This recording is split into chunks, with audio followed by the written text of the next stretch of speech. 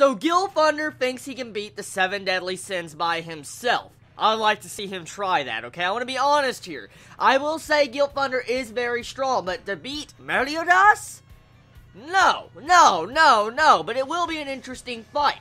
So this chapter, oh my god, we get to see exactly how fast Gilthunder is and Meliodas is. Did you see how fast they were going? The panel had to zoom out, and you saw multiple copies of Meliodas and Gilthunder fighting in the panel. That pretty much represented how fast they were moving. Oh my god. You really could see how fast they were probably going. I wonder how exactly that's going to be animated when the anime finally gets to this point, because you can definitely tell most likely this fight and this arc is going to be absolutely amazing. So with this fight going on, we have an awesome, interesting thing happen. We get to see that Meliodas can full counter anything Gilthunder throws at him, and Meliodas has his demon power activated inside of him, and he's starting to go into demon mode. Now, right at this point, Meliodas is still in control of himself. It doesn't seem like he's actually lost control of himself like he did last time he went into this mode, but it still seems like he most likely could lose control depending on how far he goes into it.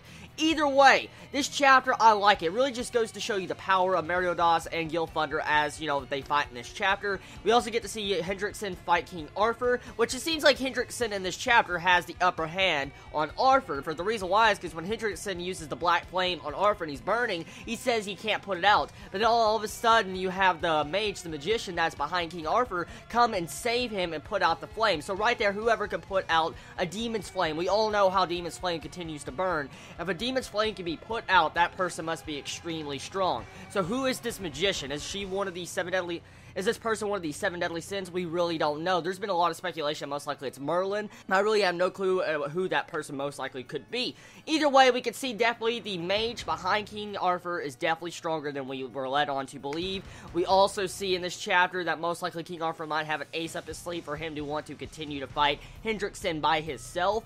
Now, let's get into the part at the end of this chapter, okay? So that weird masked person of the Holy Knights or whatever, it's weird how she said, oh, I used to love the 7 deadly sins. Like, who is this person? Who is this person, okay? Like, I really want to know more about this person behind the mask that's currently trapped, you know, the King and Elizabeth. So right there, hopefully they will actually let us know more about that. And you also get to see Freder come in, and it seems like the one true Holy Knight finally has kind of made it to the King, and he's probably going to get all the questions and answers he wants. Most likely, once he finds out the true beef of what's going on with the Holy Knights and this other faction of Holy Knights, most likely he's going to turn over and probably join the 7 deadly sin side, break out Elizabeth and the King, and he's probably going to have a big fight with whoever that masked girl is or masked person is that's in the Holy Knights. So right there, looking forward to seeing something like that. This chapter all around was a really good chapter. Now, honestly, I'm really impressed how this is all coming together. All these different characters that have been introduced in this arc are really coming together and playing a really major role in this arc. I, once again, will say I'm looking forward to this anime being adapted into an anime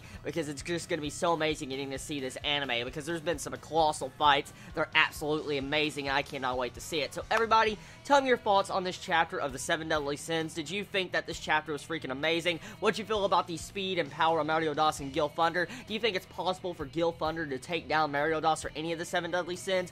Do you believe that most likely Freder is going to be able to save Elizabeth and the King? And who do you think this masked person is that pretty much is saying that she used to love the 7 deadly sins? And also, one last thing. Do you think that person behind King Arthur is Merlin, one of these 7 deadly sins? So everybody, I love you all so much. Please be safe. Chibi out.